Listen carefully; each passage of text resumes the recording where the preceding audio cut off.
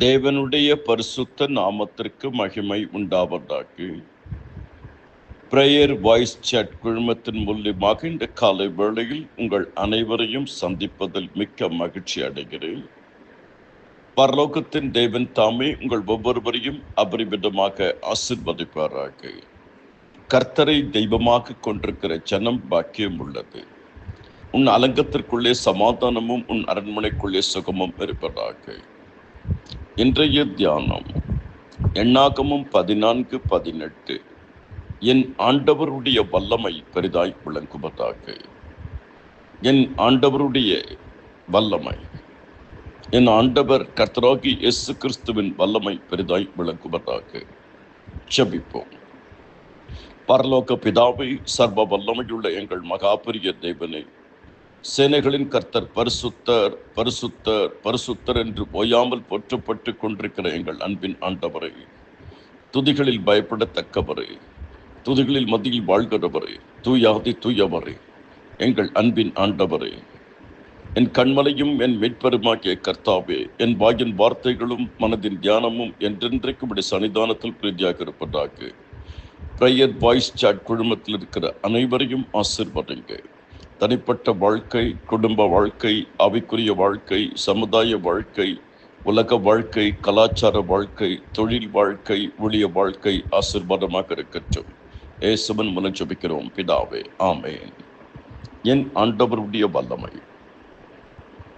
என் ஆண்டவராகிய இயேசு கிறிஸ்துவின் வல்லமை, அன்பின் வல்லமை அவரிடத்தில் இருக்கிறது. தேவன் அன்பாகவே இருக்கிறார். பிதாவாகிய தேவன் அன்பின் தேவன், குமாரனாகிய தேவன் அன்பின் தேவன், பரிசுத்த ஆவியாகிய தேவன் அன்பின் ஆவியானவர். தேவன் அன்பாகவே இருக்கிறார். 1 யோவான் 4:8, ரோமர் 5:5, ரோமர் 5:8. அன்பில் வல்லமை. இரண்டாவது, வார்த்தையில் வல்லமை. நம்முடைய தேவனுடைய வார்த்தையில் வல்லமை இருக்கிறது. வாலிபனே எழுந்திரு என்று சொன்னார். இந்த வாலிபன், மரித்த வாலிபன் பாடையில் இருந்து எழுந்தான். 10 குஷ்டரோகிகளை பார்த்து நீங்கள் போய் ஆசிரியர்களுக்கு காண்பீர்கள் என்று சொன்னார்கள். போகையில் சுத்தமானார்கள். ஒரு வார்த்தை மாத்திரம் சொல்லும் என்று 100க்கு அதிபதி சொன்ன பொழுது, உன் விசுவாசத்தின்படி ஆக கண்டபோது அந்த வார்த்தை சுகத்தை கொண்டு வந்தது. கர்த்தர் தம்முடைய வசனத்தை அனுப்பி சுகமாக்குகிறார். வாக்குத்தத்தத்தில் வல்லமை இருக்கிறது. ரோமர் 4வது அதிகாரம் 20 முதல் 23 வரை. அவர் வாக்குத்தத்தம் பண்ணினதை நிறைவேற்ற வல்லவர். அவருடைய கரத்தில் வல்லமை இருக்கிறது. மத்தேயு 8:3, குஷ்டரோகியை பார்த்து எனக்கு சித்தம் உண்டு சுத்தமாக என்று சொல்லி கரத்தை தொட்டார், கையை தொட்டார். அவருடைய வஸ்திரத்தில் வல்லமை இருக்கிறது.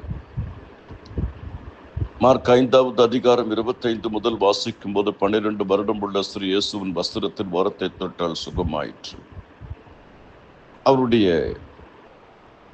இரத்தத்தில் வல்லமை இருக்கிறது. 1 யோவான் 1:7, அவருடைய குமாரனாகிய இயேசு கிறிஸ்துவின் இரத்தம் சகல பாவங்களை நீக்கி சுத்திகரிக்கும். அவருடைய உமிழ்நீரில் வல்லமை இருக்கிறது. யோவான் 9:6, அவர் இயேசு உமிழ்ந்து சற்று உண்டாக்கி கண்களில் பூசி சிலபாம் குளத்தில் கழுவு என்று சொன்னார். அபிஷேகத்தில் வல்லமை இருக்கிறது. அப்போஸ்தலர் 10:38, அப்போஸ்தலர் 2:3. அவருடைய நாமத்தில் வல்லமை இருக்கிறது. யோவான் 14:14, மார்க் 16வது அதிகாரம் 16 முதல் 20. அவருடைய ஊழியத்தில் வல்லமை இருந்தது. தியாக அன்பு. மார்க் 10:45. கர்த்தருக்குள் அருமையானவர்களே, வல்லமை தேவனுடையது. என் ஆண்டவருடைய வல்லமை பெரிதாய் விளங்குவதாக.